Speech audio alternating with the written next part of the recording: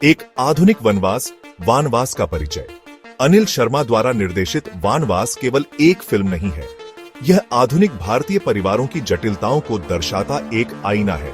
वानवास शीर्षक ही, जिसका अर्थ है निर्वासन, विश्वासघात, त्याग और पारिवारिक बंधनों की स्थायी ताकत की कहानी का मंच तैयार करता है। 2005 में रिलीज हुई इस फिल्म ने दर्शकों के दिलों को छू लिया, यह दिखाते हुए कि कैसे वफादारी और कर्तव्य जैसे प्राचीन मूल्य आधुनिक चुनौतियों के सामने परखे जाते हैं। कहानी शंकर के इर्द गिर्द घूमती है, जिसे नाना पाटेकर ने बड़ी गहराई से निभाया है।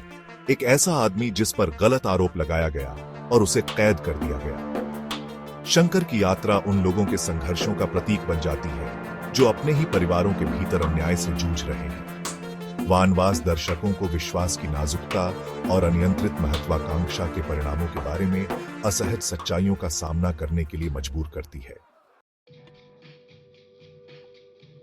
परिवार की बदलती रेत, वानवास में रिश्ते। वानवास भारतीय परिवार की बदलती गतिशीलता में गहराई से उतरता है। फिल्म पारंपरिक मूल्यों और आधुनिक आकांक्षाओं के बीच टकराव से उत्पन्न होने वाले संघर्षों को चित्रित करने से नहीं कतराती। अपने परिवार में शंकर के अटूट विश्वास के विपरीत उनके विश्वासघात की कड़वी सच्चाई दिखाई जाती है।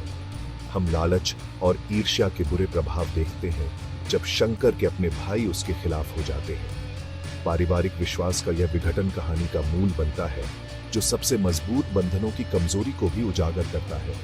फिर भी उथल पुथल के बीच वानवास आशा की किरणें भी प्रदान करती है। शंकर की पत्नी और बेटे की अटूट वफादारी को प्रदर्शित करती है। न्याय की पीड़ा, नाना पाटेकर शंकर के रूप में। नाना पाटेकर ने शंकर के रूप में एक बेहतरीन प्रदर्शन दिया है। चरित्र के दर्द और लचीलेपन को दर्शकों की याद में उकेर दिया है। पाटेकर ने एक अन्यायपूर्ण आरोपी व्यक्ति की उथल पुथल को उत्कृष्ट रूप से व्यक्त किया है।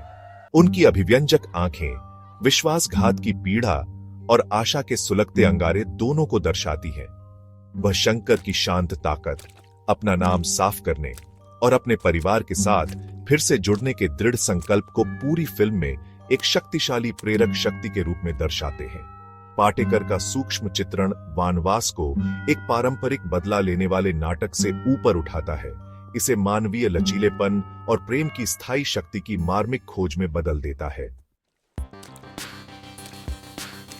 आधुनिक नैतिकता पर शर्मा का नजरिया। अनिल शर्मा का निर्देशन उत्कृष्ट है।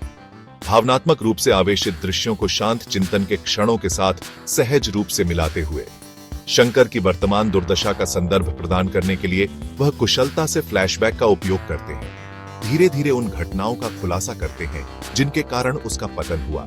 शर्मा भारतीय न्यायिक प्रणाली की कठोर वास्तविकताओं को दिखाने से नहीं कतराते, कहानी में सामाजिक टिप्पणी की एक परत जोड़ते हैं। शंकर की परीक्षा के माध्यम से वानवास तेजी से बदलते समाज में न्याय, नैतिकता और सच्चाई की कीमत के बारे में सवाल उठाती है। भावनाओं की प्रतिध्वनि, मिथुन की संगीतमय बुनावट। वानवास के लिए मिथुन का संगीत केवल एक साउंड ट्रैक नहीं है, यह फिल्म के भावनात्मक मूल का एक अभिन्न अंग है। प्रत्येक गीत पात्रों की आंतरिक उथल पुथल के साथ प्रतिध्वनित होता है, प्रमुख दृश्यों के प्रभाव को बढ़ाता है। यादों के झरोखों से, विशेष रूप से अपने मार्मिक बोलों और भावपूर्ण धुन के लिए खास है। लालसा और खोए हुए संबंधों का